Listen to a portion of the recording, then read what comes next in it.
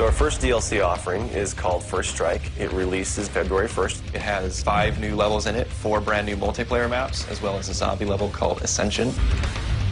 Kowloon is inspired by the single-player campaign level that was also set in Kowloon City, China, but the actual design and the layout and the geometry in the map is built from the ground up for MP. Kowloon is the only map that has zip lines, which will allow players to quickly get from point A to point B. The trade-off to that is that you're completely exposed while you're on the zip line. You can't use your weapon. It's going to get you to your location much faster, but there's also the risk that you're going to get shot.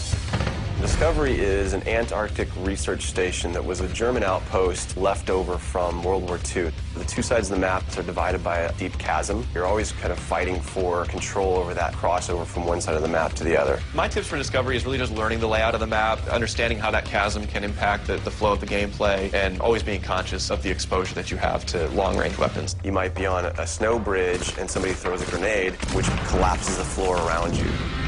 Our large map is Berlin Wall. This focuses on the checkpoint Charlie area of Berlin. It puts you fighting on the two different sides of the wall. So you've got East Berlin versus West Berlin kind of thing going. Berlin Wall has certain attributes about it that if you use it right, you're going to have the competitive edge over your opponents. It has a lot of very long view distances. It's a really great map for snipers. There's some good high points, some good elevation there. And one of the unique aspects about Berlin Wall is that there's the no man's land in the middle. You can take the risk of going through no man's land to get a faster route, but there's a good chance you're going to get mowed down by the auto turrets.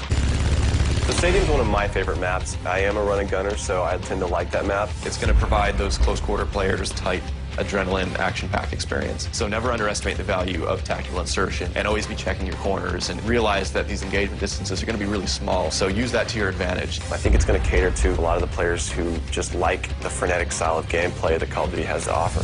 One of the big agendas with this map pack is we wanted to listen to the feedback that people have been giving about all the maps they've been playing with the release of the game. They want more verticality, more sniper opportunities. They really love the interactivity that we did. These are components that we wanted to bring back in a pretty big way in the first DLC offering. First Strike is going to be available February 1st for 1,200 Microsoft points, and it'll be available on Xbox 360 first.